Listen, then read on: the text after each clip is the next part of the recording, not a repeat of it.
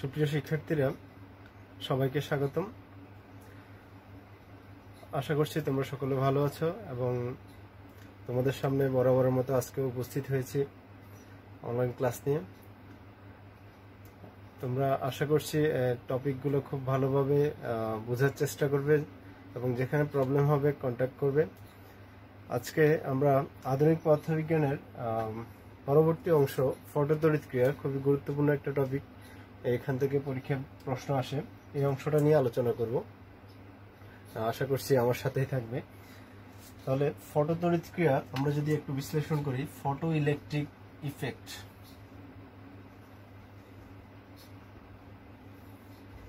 তাহলে ফটো মানে হচ্ছে আলো, ইলেকট্রিক মানে তড়িৎ।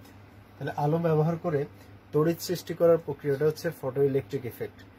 এই বিষয়টা আমরা দেখতে পাই যেমন আমাদের বর্তমান যে সোলার সিস্টেমে আমরা বিদ্যুৎ উৎপাদন করি বা আমাদের দৈনন্দিন ব্যবহার্য কাজে ব্যবহার করি, ওই সিস্টেমটা আলোর তড়িৎ ক্রিয়ারই একটা অংশ। যেমন আমরা যদি একটা সোলার প্যানেলের একটা ধাতব অংশ বিবেচনা করি, যেমন যে কোনো একটা মেটাল আমরা বিবেচনা করলাম সিজিএম ধাতু, সাপোজ এই সিজিএম ধাতুর উপর আলো আপতিত করলাম। আলো মানে হচ্ছে ফোটন। তাহলে এখানে ধাতুতে এরকম কেন্দ্রস্থলে নিউক্লিয়াস থাকে, তার বাইরের শেলে ইলেকট্রন অবস্থান করে। তাহলে একদম সর্ববহিস্থ স্তরে যে ইলেকট্রন, ওই ইলেকট্রনটি বের হয়ে আমাদের তড়িৎ পরিবহনে অংশগ্রহণ করে। তাহলে এখানে আমরা যদি সিজিএম ধাতুর উপর এরকম অনেকগুলো মুক্ত ইলেকট্রন ধরি, তাহলে এই ইলেকট্রনগুলোকে আমাকে মুক্ত করতে হবে। তাহলে ইলেকট্রনগুলো মুক্ত করতে পারলেই যে ফ্রি ইলেকট্রনগুলো পাবো, ওরাই বিদ্যুৎ পরিবহনে উপযুক্ত ফিল্ড দিলে তারা বিদ্যুৎ পরিবহনে অংশগ্রহণ করবে। এখন এই ধাতুর উপর আলো আপতিত করলাম। এখন ধাতুতে ইলেকট্রনগুলো যদি আমরা বহিঃস্থ স্তরে ইলেকট্রন ধরি, ইলেকট্রনগুলো নিউক্লিয়াসের সাথে বন্ধনে আবদ্ধ থাকে। তাহলে ইলেকট্রনগুলো যদি নিউক্লিয়াসের সাথে বন্ধনে আবদ্ধ থাকে, তাকে আমরা যদি ধরি, এই বন্ধন শক্তিটাকে আমরা এখানে কার্যাপেক্ষক হিসেবে বিবেচনা করি, বা কার্যাপেক্ষক বা কর্ম অপেক্ষক, এটাকে ফাই দ্বারা লেখা হয়। আর যে আলোটা ফেললাম, আলোর শক্তি হচ্ছে ধরলাম ই সমান আমার আলোর শক্তি, আমি যে আলোটা আপতিত করলাম ইকুয়াল টু এইচ এফ পরিমাণ। প্লাঙ্কের কোয়ান্টাম তত্ত্ব অনুসারে আপতিত আলোর শক্তি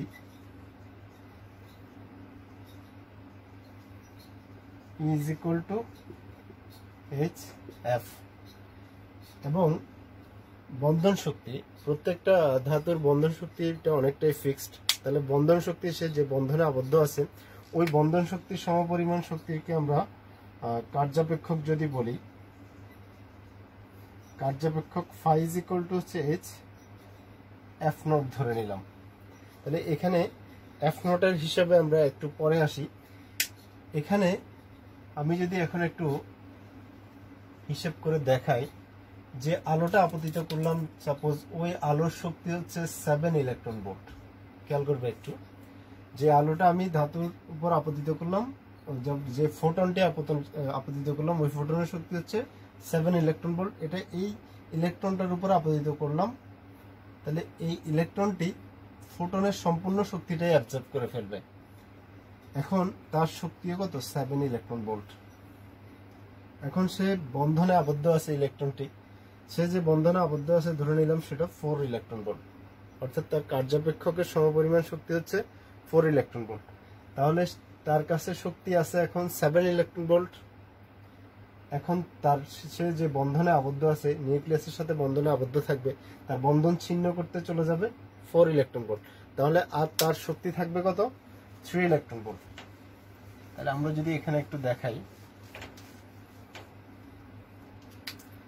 যে আলোটা ফেললাম তার শক্তি 7 ইলেকট্রন ভোল্ট, তার বন্ধন ছিন্ন করতে চলে যাবে 4 ইলেকট্রন ভোল্ট। তাহলে ই থেকে যদি আমরা 5 বাদ দিয়ে দিই, আর থাকবে হচ্ছে 3 ইলেকট্রন ভোল্ট। তাহলে যে ইলেকট্রনটি নির্গত হবে, ওই ইলেকট্রনটি 3 ইলেকট্রন ভোল্ট শক্তি নিয়ে বেরিয়ে যাবে। তাহলে 3 ইলেকট্রন ভোল্ট শক্তি নিয়ে বেরিয়ে গেলে ওইটাকে আমরা ধরে নিতে পারি নির্গত ইলেকট্রনের সর্বোচ্চ গতিশক্তি, অর্থাৎ এটাকে আমরা ধরতে পারি কে ম্যাক্স। তাহলে এখানে কে ম্যাক্স হচ্ছে নির্গত ইলেকট্রনের সর্বোচ্চ গতিশক্তি। তাহলে আমরা এখানে একটা পাচ্ছি E minus phi is equal to k max or E is equal to k max plus phi। এটা একটা সূত্র, অর্থাৎ যে আলোটা আপতিত করলাম ওই আলোর শক্তিটা দুই ধাপে কাজে লাগে। কিছু হচ্ছে তার কার্যাপেক্ষকে ব্যয়িত হয় আর বাকিটা হচ্ছে তার গতিশক্তি। তাহলে গতিশক্তি আর কার্যাপেক্ষক দুইটার যোগফল হচ্ছে আপতিত আলোর শক্তি। তাহলে এখান থেকে আমরা একটা সূত্র পেয়ে গেলাম। এখন খেয়াল করো, আমি যে আলোটা দিলাম ওই আলোর শক্তি 7 ইলেকট্রন ভোল্ট। এখন যদি তার বন্ধন শক্তি হয়, সে যে বন্ধনে আবদ্ধ আছে এটা 8 ইলেকট্রন ভোল্ট, তাহলে 7 ইলেকট্রন ভোল্ট শক্তি যখন সে অ্যাবজর্ব করলো, সে বন্ধন ছিন্ন করতে লাগবে 8 ইলেকট্রন ভোল্ট। তাহলে উক্ত ধাতু থেকে ইলেকট্রন নির্গত হতে পারবে না, কারণ সে বন্ধন ছিন্ন করতে পারবে না। তাহলে এখানে আমরা বলতে পারি যে E is equal to 7, phi is equal to 8, মানে phi যদি বড় হয় তাহলে E less than phi হলে ইলেকট্রন নির্গত হবে না, অর্থাৎ ফটোতড়িৎ ক্রিয়া সংঘটিত হবে না। আশা করছি বিষয়টা ক্লিয়ার তোমাদের কাছে। তাহলে ই যদি ফাই এর থেকে ছোট হয় তাহলে সে ওই শক্তি দিয়ে তার বন্ধন ছিন্ন করতে পারবে না, আর যদি ই ফাই এর থেকে বড় হয় তবেই সে নির্গত হবে এবং ফটোতড়িৎ ক্রিয়া সংঘটিত হবে। তাহলে এই ব্যাখ্যাটা আমরা আশা করছি তোমরা বুঝতে পারছো। তাহলে আমরা এখানে কিছু কিছু অঙ্কের সিদ্ধান্ত দিতে হবে এরকম যে এক্ষেত্রে ফটোতড়িৎ প্রবাহ পাওয়া যাবে কিনা বা ফটোতড়িৎ ক্রিয়া সংঘটিত হবে কিনা। সেক্ষেত্রে আমরা ই আর ফাই এর সাথে কম্পেয়ার করব। ই বড় হলে ফাই এর থেকে তাহলে সেক্ষেত্রে ফটোতড়িৎ ক্রিয়া ঘটবে, আর ছোট হলে ঘটবে না। তাহলে আমরা বলতে পারি যে এখানে ফাইটা অনেকটাই নির্দিষ্ট, যে প্রত্যেক ধাতব পদার্থের কার্যাপেক্ষক ফিক্সড। তাহলে ফাই পেতে হলে ই এর সূত্র আমরা পেয়েছি ইকুয়াল টু এইচ এফ। এখানে এইচ হচ্ছে প্লাঙ্কের ধ্রুবক। প্লাঙ্কের ধ্রুবকের মানটা মুখস্থ 6.63 ইন্টু 10 ইনভার্স 34 জুল সেকেন্ড। আর ফাই এর সূত্রটা আমরা পাবো এইচ এফ নট। এফ নটকে বলা হয় সূচন কম্পাঙ্ক, কারণ হচ্ছে ফাই পরিমাণ শক্তি যদি না থাকে তাহলে ফাই এর কম দিলে কোনো শক্তির আলো আপতিত করলে তার থেকে ইলেকট্রন নির্গত হবে না। তাহলে মিনিমাম ফাই পরিমাণ শক্তি দিতে হবে ধাতু থেকে ইলেকট্রন নির্গত করার জন্য। তাহলে এফ নটকে বলা হয় সূচন কম্পাঙ্ক বা প্রারম্ভিক কম্পাঙ্ক। তাহলে এখানে আমরা পাচ্ছি, যদি আমরা ধরি যে ই ইকুয়াল টু, আমরা এটাকে ধরেছি 7 ইলেকট্রন ভোল্ট, তাহলে এখন ধরে নিই ফাই যে বন্ধনে আবদ্ধ আছে ওই শক্তিটাও 7 ইলেকট্রন ভোল্ট। তাহলে দুইটাই সমান, দুইটা সমান হলে যদি আমরা বিয়োগ করি E minus phi is equal to 0, তাহলে আমরা বলছি যে ই মাইনাস ফাই কার সমান, কে ম্যাক্স এর সমান, অর্থাৎ কে ম্যাক্স ইকুয়াল টু 0। আবার K max equal to half M V square, গতিশক্তির সূত্র equal to 0, v equal to হচ্ছে 0। খেয়াল করো, তাহলে এখান থেকে আমরা কার্যাপেক্ষকের সংজ্ঞাটা দিতে পারি। কার্যাপেক্ষকের সংজ্ঞা হচ্ছে যে শক্তির আলো আপতিত হলে, আপতিত আলোর শক্তি, যে শক্তির আলো আপতিত হলে ধাতু থেকে শূন্য বেগ সম্পন্ন ইলেকট্রন নির্গত হয় তাকে ওই ধাতুর বা ওই শক্তিকে ওই ধাতুর কার্যাপেক্ষক বলে।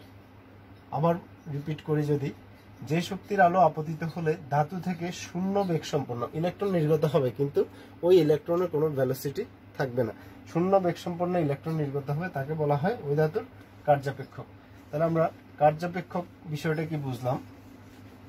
তাহলে কার্যাপেক্ষকটা ফিক্সড এবং কার্যাপেক্ষক পেতে হলে আমাকে একটা নির্দিষ্ট কম্পাঙ্কর আলো আপতিত করতে হবে। তাহলে যদি আমরা এফ নট যেটা পেয়েছি, এফ নটের কম কম্পাঙ্কের আলো আপতিত করলে ধাতু থেকে ইলেকট্রন নির্গত হবে না, এফ নট থেকে বেশি কম্পাঙ্কের আলো আপতিত করতে হবে। তাহলে আমরা পাচ্ছি E is equal to HF, phi is equal to H F naught সূচন কম্পাঙ্ক। এখন খেয়াল করো ক্লাস 10 আমরা পড়েছি V equal to F lambda সূত্র। V equal to F lambda, V হচ্ছে বেগ, F হচ্ছে কম্পাঙ্ক, ল্যামডা হচ্ছে তরঙ্গ দৈর্ঘ্য। যেহেতু আমাদের এখানে ফোটন সংক্রান্ত কাজ, তাহলে ফোটন মানে হচ্ছে আলো, তাহলে আলোর বেগকে আমরা C দিয়ে যদি লিখি C equal to F lambda, তাহলে এখানে যদি আমি F নট দিয়ে লিখি এখানে আসবে ল্যামডা নট। তাহলে F নট যদি সূচন কম্পাঙ্ক হয়, ল্যামডা নট হবে সূচন তরঙ্গ দৈর্ঘ্য। তাহলে আমরা এখানে সূত্রটাকে একটু চেঞ্জ করতে পারি, F সমান C by lambda, F not সমান S C by lambda not. এগুলো সূত্র প্রয়োজন অনুযায়ী আমাদেরকে চেঞ্জ করে নিতে হতে পারে। তাহলে আমরা যদি ল্যামডা দিয়ে থাকে অপশনে বা ইনফরমেশন যদি ল্যামডা থাকে, তাহলে আমরা ইকুয়াল টু HF না লিখে HC বাই ল্যামডা লিখবো, চেঞ্জ করে নিব, আর চেঞ্জিং প্যাটার্নটা এখান থেকে আসবে।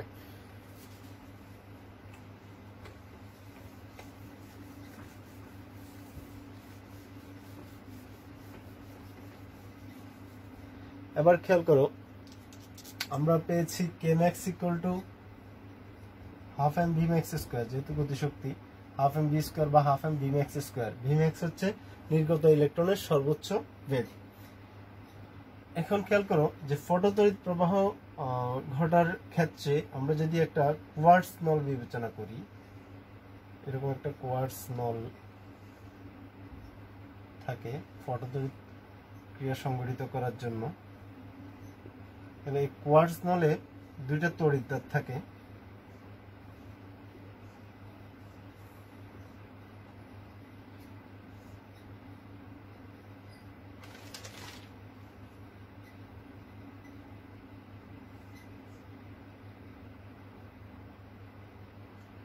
মাইনাস প্লাস,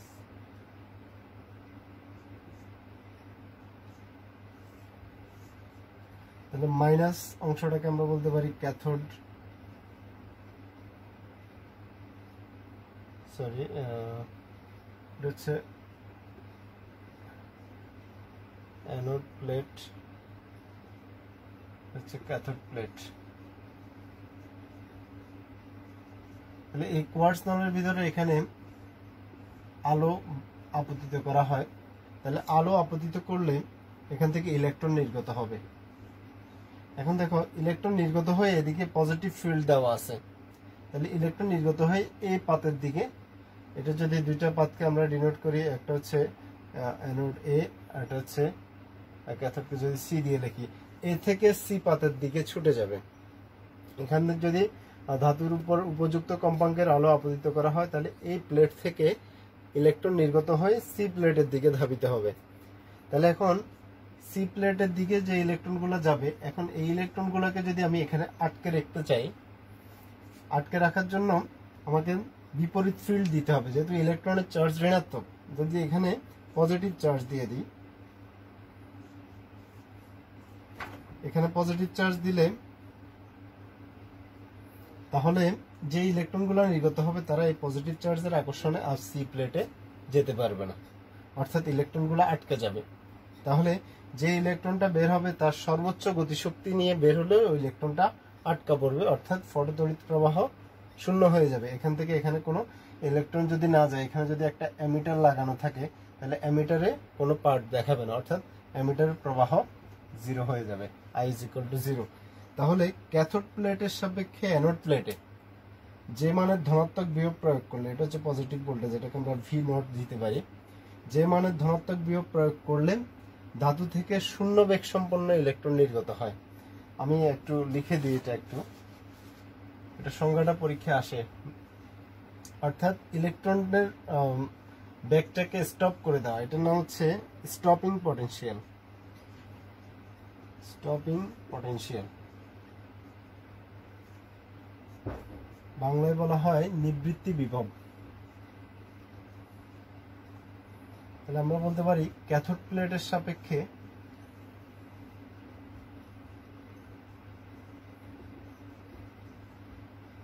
অ্যানোড প্লেটে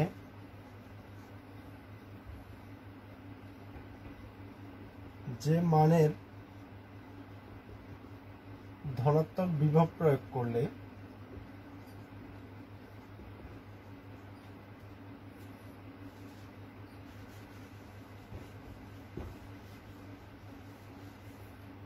ফটোতড়িৎ প্রবাহ বন্ধ হয়ে যায়,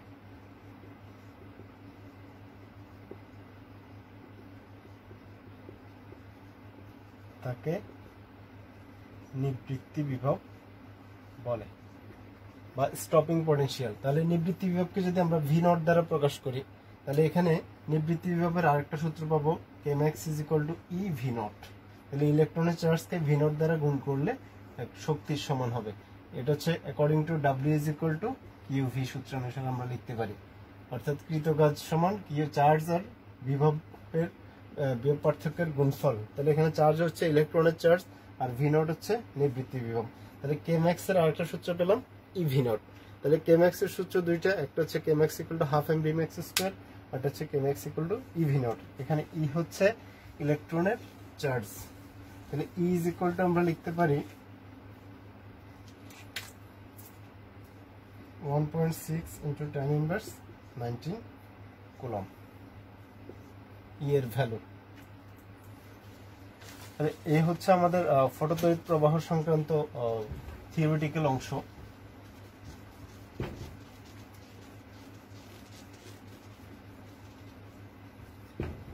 তাহলে এখন খেয়াল করো, ইজ ইকুয়াল টু আমরা পাচ্ছি কে ম্যাক্স প্লাস ফাই। তাহলে K max is equal to E minus phi. তাহলে আমার ফাই এখানে কনস্ট্যান্ট ধাতুর ক্ষেত্রে। তাহলে K max is equal to E মানে এইচ এফ, আবার এইচ ফ্লাঙ্কের ধ্রুবক। তাহলে কে ম্যাক্স সমানুপাতিক এফ। অর্থাৎ আপতিত আলোর কম্পাঙ্ক বৃদ্ধি পেলে ধাতু নির্গত ইলেকট্রনের গতিশক্তি বৃদ্ধি পাবে। এই বিষয়টা একটু খেয়াল রাখবে, এখানে এমসিকিউ ইনফরমেশন আছে। এখন আমরা একটা ম্যাথ করব।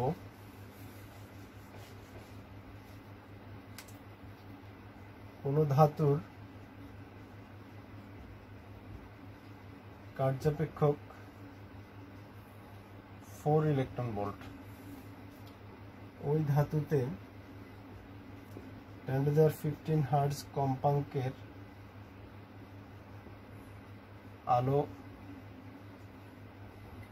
আপতিত করলে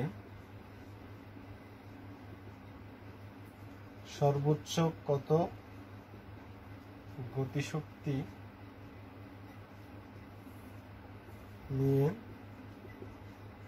ইলেকট্রন নির্গত হবে? এই হচ্ছে আমাদের প্রশ্ন। ধাতুর কার্যাপেক্ষক দেওয়া আছে phi is equal to 4 electron volt. তাহলে 4 ইলেকট্রন ভোল্ট, এখানে অবশ্যই ম্যাথ করার সময় ইলেকট্রন ভোল্টকে অবশ্যই চেঞ্জ করে নেবে, জুলে নিয়ে যাবে। তাহলে 4 টাইমস 1.6 ইন্টু 10 ইনভার্স 19 জুল। তাহলে এখানে ক্যালকুলেটরে হিসেব করবে এত কম্পাঙ্কের আলো। তাহলে খেয়াল করবে, প্রশ্নে যদি সূচন কম্পাঙ্ক বলে তাহলে এফ নট দিয়ে লিখবে, আদারওয়াইজ সূচন বা প্রারম্ভিক এই কথাটা যদি উল্লেখ না থাকে তাহলে সেটা শুধু এফ এর ভ্যালু। তাহলে এফ ইজ ইকুয়াল টু হচ্ছে আমাদের 10⁻15 হার্টজ। সর্বোচ্চ কত গতিশক্তি, তার মানে K max is equal to what. তাহলে আমরা ফর্মুলা জানি E equal to K max plus phi. তাহলে ই এর পরিবর্তে আমরা লিখতে পারি H F is equal to K max plus phi. Phi এর ভ্যালু আমার এখানে আছে, তাহলে আমাদের বের করতে হবে K max is equal to H F minus phi. এখানে মান বসিয়ে দিলে আমরা রেজাল্টটা পেয়ে যাব। রেজাল্ট যেটা আসবে জুলে আসবে। এরপরে আমরা প্রয়োজনে ইলেকট্রনের চার্জ দিয়ে যদি ভাগ করি, 1.6 ইন্টু 10 ইনভার্স 19 দিয়ে ভাগ করলে এটা ইলেকট্রন ভোল্টে চলে যাবে। কারণ electron volt 1 electron volt is equal to হচ্ছে 1.6 ইন্টু 10 ইনভার্স 19 জুল, অথবা জুলে রেখে দিলে অ্যান্সার হবে।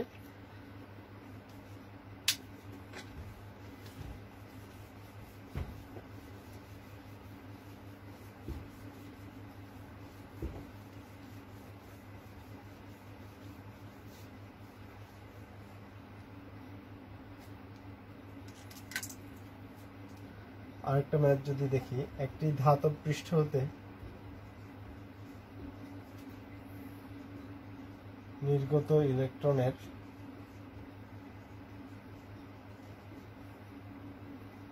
সর্বাধিক বেগ কত হলে নিবৃত্তি বিভব পার্থক্য 0.96 ভোল্ট হবে। তাহলে ধাতব পৃষ্ঠ হতে নির্গত ইলেকট্রন সর্বাধিক বেগ চাওয়া হচ্ছে। সর্বাধিক বেগ Vmax is equal to what? নিবৃত্তি বিভব পার্থক্য যদি আমরা V নট দিয়ে লিখি 0.96 ভোল্ট, তাহলে Vmax এই জিনিসটা পাবো আমরা Kmax এর কাছে।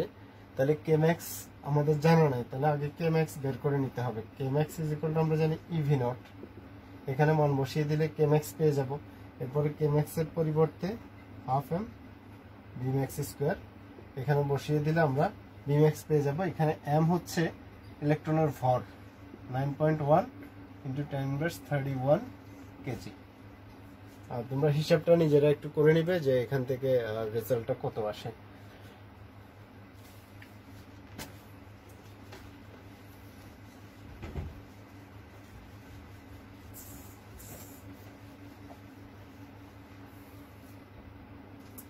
আবার এখানে Kmax ভার্সেস কম্পাঙ্ক ভার্সেস Kmax লেখচিত্র পাবো আমরা। তাহলে এদিকে x অক্ষে যদি কম্পাঙ্ক, y অক্ষে Kmax নিই, তাহলে এরকম একটা কার্ভ আসে। কার্ভটা শুরু হবে মূলবিন্দু থেকে একটু পরে থেকে, কারণ হচ্ছে এই অংশটা শুরু থেকে, কম্পাঙ্কের শুরু থেকে কিন্তু ফটোতড়িৎ প্রবাহ পাওয়া যায় না। ফটোতড়িৎ প্রবাহ পাওয়া যায় হচ্ছে সূচন কম্পাঙ্ক এক্সিড করলে, সূচন কম্পাঙ্ক অতিক্রম করলে আমরা ফটোতড়িৎ প্রবাহ পাবো। তাহলে এখান থেকে কার্ভটা স্টার্ট হবে। তাহলে এই বিন্দুটার স্থানাঙ্ক হবে f, Kmax। তাহলে এখানে কম্পাঙ্ক x অক্ষে প্রথমটা কম্পাঙ্কের ভ্যালু বোঝাবে, পরেরটা Kmax এর ভ্যালু বোঝাবে। এই বরাবর হচ্ছে f, এই বরাবর যে ভ্যালুটা পাবো এটা হচ্ছে Kmax। তাহলে আমরা যদি AB রেখা ধরি, তাহলে এটাকে C বিন্দু যদি ধরি, এখানে থিটা কোণ উৎপন্ন হয়। AB রেখার ঢাল হচ্ছে tan থিটা। তাহলে tan থিটা সমান লম্ব বাই ভূমি BC বাই AC। তাহলে BC নির্দেশ করে y অক্ষকে, মানে হচ্ছে Kmax, আর AC হচ্ছে এতটুকু। তাহলে স্টার্টিং যে কম্পাঙ্ক, স্টার্টিং কম্পাঙ্কটা হবে থ্রেশহোল্ড ফ্রিকোয়েন্সি বা সূচক কম্পাঙ্ক f নট। তাহলে f মাইনাস f নট। তাহলে Kmax is equal to E minus phi f minus f not.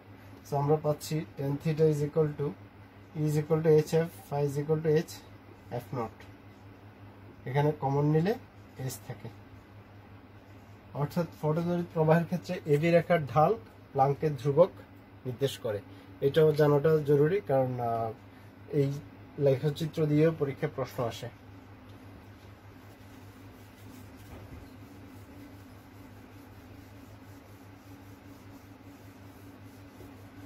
আরেকটা বিষয় জানবে তোমরা, যেমন এখানে আমরা কম্পাঙ্ককে f দ্বারা প্রকাশ করছি। পরীক্ষায় কম্পাঙ্ক f থাকতে পারে, অথবা এরকম একটা সিম্বল থাকতে পারে নিউ, এটার নাম হচ্ছে নিউ।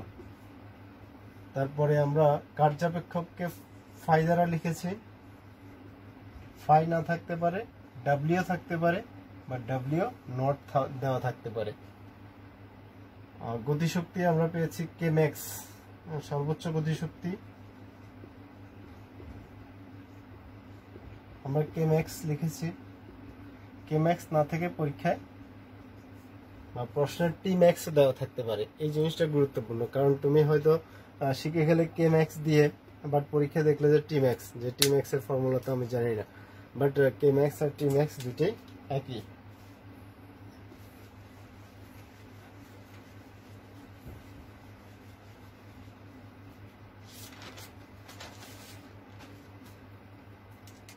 আমরা যদি লেখচিত্র দিয়ে একটা সৃজনশীল প্রশ্ন দেখি, এদিকে Kmax, এদিকে হচ্ছে আমার এবি রেখা। এখানে এই বিন্দুর স্থানাঙ্ক দেওয়া আছে 2 × 10⁻14, 0। বি বিন্দুর স্থানাঙ্ক দেওয়া আছে 2 × 10⁻15,6। তাহলে প্রথম প্রশ্ন হচ্ছে ধাতুর কার্যাপেক্ষক নির্ণয় করো। দ্বিতীয় প্রশ্ন হচ্ছে আপতিত আলোর কম্পাঙ্ক দ্বিগুণ করলে নিবৃত্তি বিভবের পরিবর্তন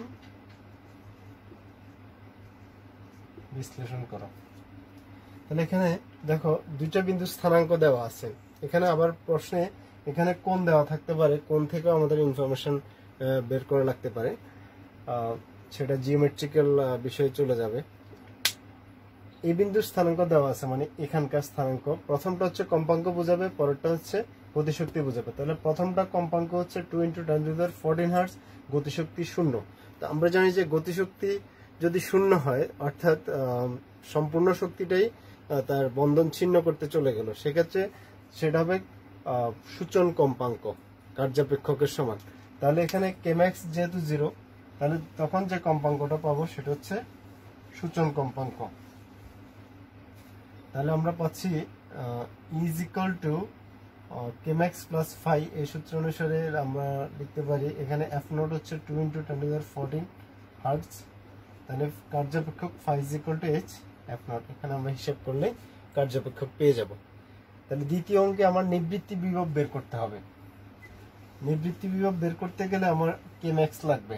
তাহলে দ্বিতীয় অঙ্কে আমাদের আছে, আমরা প্রথমটা থেকে পাচ্ছি এত হার্টজ,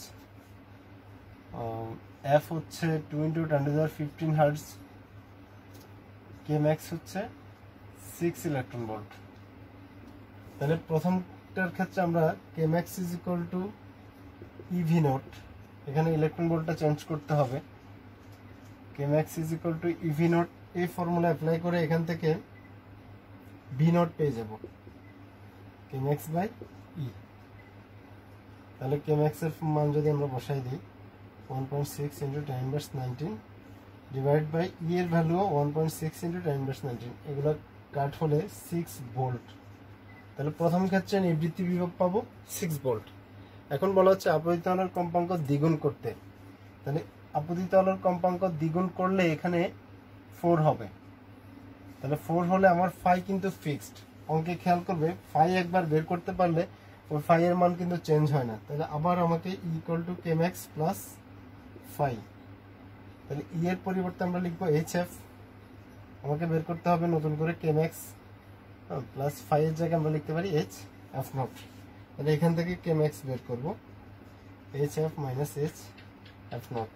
তাহলে কেম্যাক্স বের করার পরে কেম্যাক্স ইজ ইকুয়াল টু আমরা লিখতে পারি ইভি নট। এটাকে ইভি নট প্রাইম যদি দিই, V naught prime is equal to K max divide by E, বা এটাকে কেম্যাক্স প্রাইম ধরলাম। তাহলে এখান থেকে আরেকটা ভি নট পাবো নিবৃত্তি বিভব। এরপরে দুইটা নিবৃত্তি বিভবের মধ্যে আমরা পরিবর্তন হিসাব করব যে আপতিত আলোর কম্পাঙ্ক দ্বিগুণ করলে নিবৃত্তি বিভব বাড়বে না কমবে।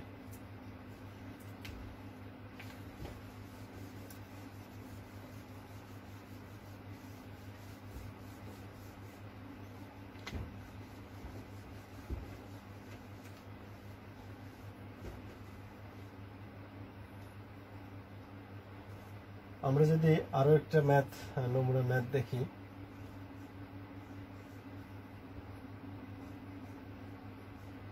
আলো আপতিত করলাম ল্যামডা 6800 অ্যাংস্ট্রম, এখানে আলো আপতিত করলাম ল্যামডা 5500 অ্যাংস্ট্রম। তাহলে এ ও বি দুটি ধাতব পাত, এদের এ ও বি ধাতব পাত দুটির কার্যাপেক্ষক যথাক্রমে 2.1 ইলেকট্রন ভোল্ট ও 2.0 ইলেকট্রন, মানে 2 ইলেকট্রন ভোল্ট। তাহলে প্রথম প্রশ্ন হচ্ছে বি পাতের সূচন কম্পাঙ্ক নির্ণয় করো।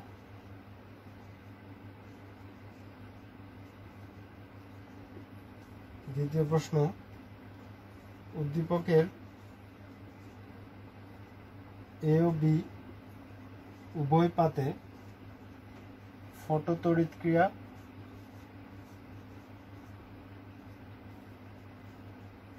সংঘটিত হবে কিনা বিশ্লেষণ করো বা গাণিতিকভাবে বিশ্লেষণ করো। তাহলে এখানে খেয়াল করো, এ ও বি দুইটি দাতব পাত দেওয়া আছে, এখানে দুইটা ল্যামডা দেওয়া আছে। দুইটা ল্যামডা হচ্ছে আপতিত আলোর তরঙ্গ দৈর্ঘ্য। তাহলে এখানে প্রথমে সূচন কম্পাঙ্ক বের করতে বলা হচ্ছে। সূচন কম্পাঙ্ক মানে হচ্ছে এফ নট। তাহলে বি ধাতুর কার্যপেক্ষক দেওয়া আছে। বি ধাতুর জন্য আমরা ফাই বি দিয়ে যদি লিখি 2 ইলেকট্রন ভোল্ট, এটাকে জুলে নিতে হবে। 2 × 1.6 × 10⁻19 জুলে যাবে। এরপর আমরা ফর্মুলা দিব phi is equal to h f naught, phi b is equal to h f naught। এখানে আমরা মান বসিয়ে দিলে f naught পেয়ে যাব, সূচন কম্পাঙ্ক। এখন দ্বিতীয় প্রশ্নে বলা হচ্ছে উভয় ধাতুতে ফটোতড়িৎ প্রবাহ ঘটবে কিনা। তাহলে এ ধাতুর ক্ষেত্রে আমরা যদি ধরি, এ ধাতুর কার্যপেক্ষক হচ্ছে 2.1 ইলেকট্রন ভোল্ট আর বি এর কার্যপেক্ষক হচ্ছে 2.0 ইলেকট্রন ভোল্ট। তাহলে এ ধাতুর ক্ষেত্রে আমরা লিখতে পারি ইজ ইকুয়াল টু আপতিত আলোর শক্তি বের করব, ই equal to H F, F সমান সি বাই ল্যামডা। এখানে সি হচ্ছে 3 × 10⁸ আর ল্যামডা দেওয়া আছে 6800 × 10⁻10 অ্যাংস্ট্রমকে মিটারে নিতে হবে। এখানে যে মানটা আসবে এটা জুলে আসবে, এরপরে এটাকে ইলেকট্রন ভোল্টে নিয়ে যাব। এখানে এ ধাতুর ক্ষেত্রে একটা আপতিত আলোর শক্তি ইএ পাবো। তাহলে ইএ সাথে ফাই এ কম্পেয়ার করব।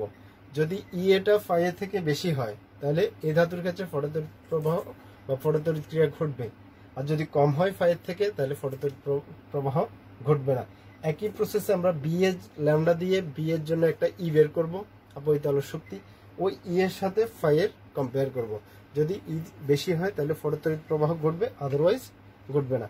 ভেরি সিম্পল, তোমরা এটা প্র্যাকটিস করবে। আমরা এবার কম্পটন ক্রিয়াতে যাব।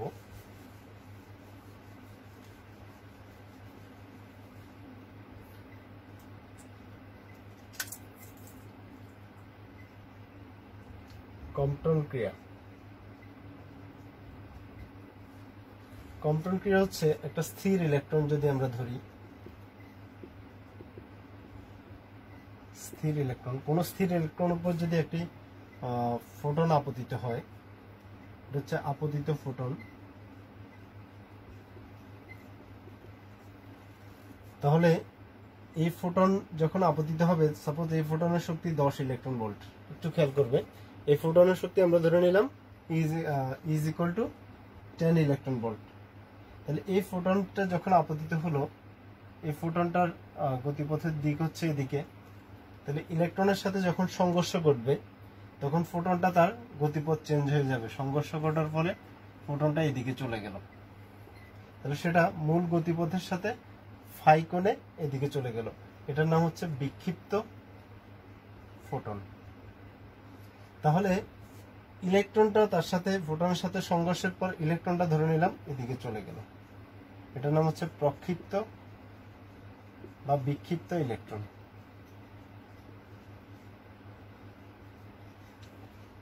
তাহলে ইলেকট্রনটা যে কোণে চলে গেল এটা হচ্ছে থিটা। তাহলে এখানে দেখো, তাহলে 10 ইলেকট্রন ভোল্ট শক্তি নিয়ে ফোটন আপতিত হলো। তাহলে এই ফোটনটা যখন ইলেকট্রনের সাথে সংঘর্ষ ঘটলো তখন এর শক্তি কি আর 10 ইলেকট্রন ভোল্ট থাকবে না, নিশ্চয়ই কমে যাবে। সংঘর্ষের ফলে যেহেতু ইলেকট্রনটা স্থানচ্যুত হলো, ইলেকট্রনটা এদিকে চলে গেল, এই চলে যাওয়ার জন্য কিছু শক্তি তার লাগবে, এই শক্তিটা সে ফোটন থেকে নিয়ে গেল। তাহলে ইলেকট্রন যদি তার থেকে 2 ইলেকট্রন ভোল্ট শক্তি নিয়ে যায় তাহলে আর ফোটনের কাছে আর আছে কত, 8 ইলেকট্রন ভোল্ট শক্তি, কারণ এখানে এনার্জি কনজারভেশন ল মেনে চলবে। তাহলে এই 8 ইলেকট্রন ভোল্ট শক্তি হচ্ছে বিক্ষিপ্ত ফোটনের শক্তি। তাহলে এক্ষেত্রে বিক্ষিপ্ত ফোটনের জন্য যদি আমরা লিখি E prime is equal to 8 electron volt, আর এটা ই। তাহলে আপতিত ফোটনের জন্য সূত্র দিলাম আমরা এইচ এফ, আবার এফ সমান সি বাই ল্যামডা। খেয়াল করো, এখানে ই প্রাইম সমান ধরলাম H F prime, H C by lambda prime. তাহলে দেখো ই এর সাথে ল্যামডার সম্পর্ক, এখানে এইচ এবং সি দুইটাই কিন্তু কনস্ট্যান্ট। এইচ প্লাঙ্কের ধ্রুবক, সি হচ্ছে আলোর বেগ। তাহলে ই এর সাথে ল্যামডার সম্পর্ক হচ্ছে ব্যস্তানুপাতিক, অর্থাৎ ল্যামডা বাড়লে ই কমবে আর ল্যামডা কমলে ই বাড়বে। তাহলে এখানে ই যেহেতু বেশি তাহলে ল্যামডা কম, এখানে ই যেহেতু কম তাহলে ল্যামডা বেশি, অর্থাৎ বিক্ষিপ্ত ফোটনের তরঙ্গ দৈর্ঘ্য আপতিত ফোটনের তরঙ্গ দৈর্ঘ্যের চেয়ে বেশি হবে। এই যে বিষয়টা, এটাই হচ্ছে কম্পন ক্রিয়া। তাহলে স্থির ইলেকট্রনের সাথে কোনো ফোটনের সংঘর্ষ ঘটলে বিক্ষিপ্ত ফোটনের তরঙ্গ দৈর্ঘ্য আপতিত ফোটনের তরঙ্গ দৈর্ঘ্যের চেয়ে বেশি হয়। এই ঘটনাকে বলা হয় কম্পন ক্রিয়া। তাহলে এই কম্পন ক্রিয়ার আমরা ফর্মুলাটা লিখে দিই, প্রতিপাদন আছে, আমরা সেদিকে আর যাচ্ছি না। Lambda prime minus lambda is equal to H by M not C 1 minus cos phi, এটা হচ্ছে সূত্র। এখানে H by M not C is equal to হচ্ছে কম্পন তরঙ্গ দৈর্ঘ্য, ইজ ইকুয়াল টু হচ্ছে এটাকে ল্যামডা সি দ্বারা লিখতে পারি কম্পন তরঙ্গ দৈর্ঘ্যের ভ্যালু। এম নট হচ্ছে ইলেকট্রনের স্থির ভর 9.1 ইন্টু 10 ইনভার্স 31 কেজি, আর সি আলোর বেগ, এইচ প্লাঙ্কের ধ্রুবক। তাহলে এখানে এটা হিসাব করলে আমরা একটা মান পাবো 0.024 অ্যাংস্ট্রম। এই টাইপের একটা মান আসবে, যেটা আমাদের অঙ্ক করতে গেলে আমরা সরাসরি বসাতে পারি অথবা এই মানগুলো আমরা বসাইতে পারি। এখন খেয়াল করো,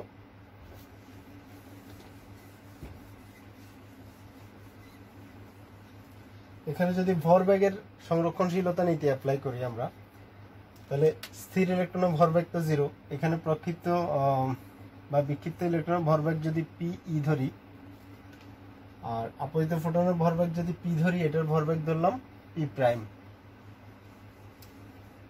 বিক্ষিপ্ত ফোটনের ভরবেগ ধরলাম পি প্রাইম, এটার ভরবেগ ধরলাম পি। এখন খেয়াল করো, জি ব্রগলি তরঙ্গদৈর্ঘ্যের সূত্র অনুসারে lambda is equal to H by P, তাহলে পি সমান হচ্ছে এইচ বাই ল্যামডা। আবার C is equal to F lambda, তাহলে ল্যামডা সমান সি বাই এফ, তাহলে এখানে আমরা লিখতে পারি এইচ সি বাই এফ, ভরবেগের ফর্মুলা। তাহলে এখানে পি ইজ ইকুয়াল টু আমরা লিখতে পারি এইচ সি বাই এফ, এখানে লিখতে পারি এইচ সি বাই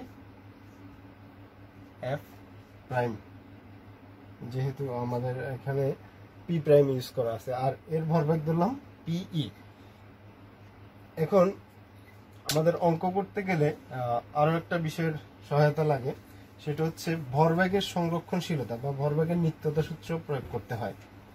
তাহলে ভরবেগের নিত্যতা সূত্র অনুসারে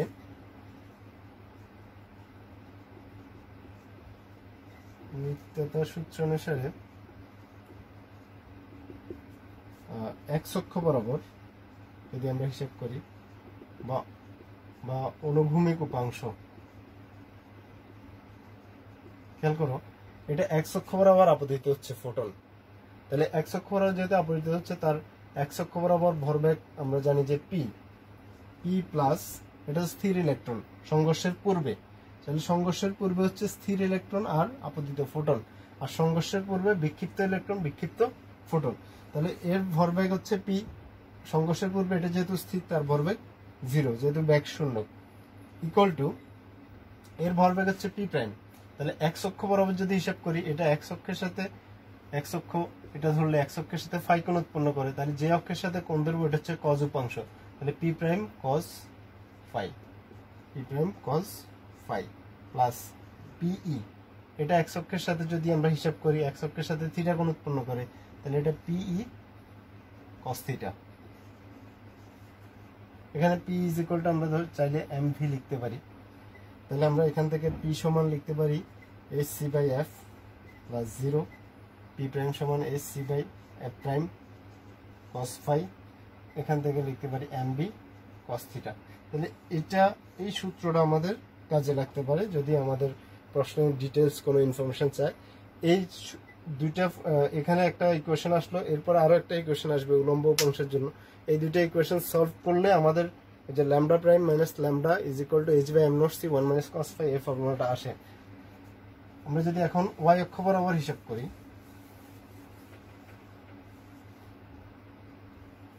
ওয়াই অক্ষ বরাবর বা উলম্ব উপাংশের ক্ষেত্রে। তাহলে উলম্ব উপাংশের ক্ষেত্রে আমরা পাচ্ছি, যেহেতু এটা এক্স অক্ষ বরাবর আপতিত হচ্ছে, উলম্ব উপাংশ 0, আর এটা স্থির ইলেকট্রন, তার উলম্ব উপাংশ 0। তাহলে এক্ষেত্রে এটার আনুভূমিক উপাংশ হচ্ছে পি প্রাইম কস ফাই, তাহলে উলম্ব উপাংশ হবে পি প্রাইম সাইন ফাই। আর এটার এক্স অক্ষের সাথে থিটা কোণ করলো, তাহলে এটার উলম্ব উপাংশ আমরা যদি লম্ব উপাংশ ধরি এদিকে হবে, তাহলে এটা পজিটিভ অ্যাক্সিস হলে এটা নেগেটিভ অ্যাক্সিস মাইনাস ওয়াই অক্ষ, তাহলে মাইনাস ওয়াই অক্ষের সাথে হবে মাইনাস পিই সাইন থিটা। তাহলে এইটাও একটা ফর্মুলা। এই ফর্মুলা দিয়ে আমাদের একটা অঙ্ক করতে হয়, যে অঙ্কটা আমাদের একটা বোর্ড প্রশ্নে আসছিল। আমি নমুনা প্রশ্নটা একটু যদি দেখাই,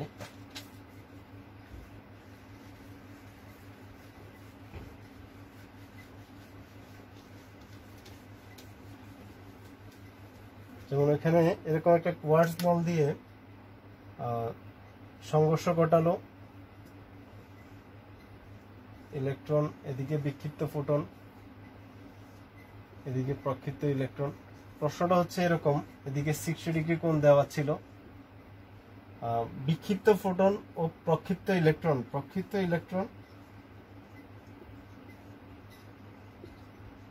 ও বিক্ষিপ্ত ফোটনের ভরবেগের তুলনা করো। তাহলে এক্ষেত্রে দুইটার ভরবেগ যেহেতু আমরা এক্ষেত্রে আমরা পরবর্তী একটু আগে যে ফর্মুলাটা উলম্ব উপাংশের জন্য প্রয়োগ করলাম, ওই উলম্ব উপাংশের জন্য ওই সূত্রটা অ্যাপ্লাই করলে বা উপাংশ ভাগ করলে আমরা সেক্ষেত্রে দুইটা ভরবেগের তুলনা করতে পারবো। মেবি 2016 সালের একটা বোর্ড প্রশ্নে এরকম একটা সৃজনশীল প্রশ্ন আছে, তাহলে উলম্ব উপাংশের ওই অংশটা কাজে লাগবে এক্ষেত্রে।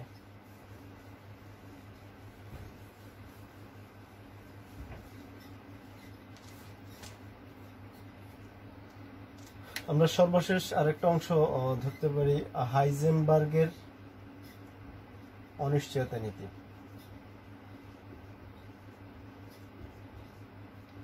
হাইজেনবার্গের অনিশ্চয়তা নীতি হচ্ছে কোনো কণার অবস্থান ও ভরবেগের অনিশ্চয়তার গুণফল প্লাঙ্কের ধ্রুবকের সমান অথবা বৃহত্তর।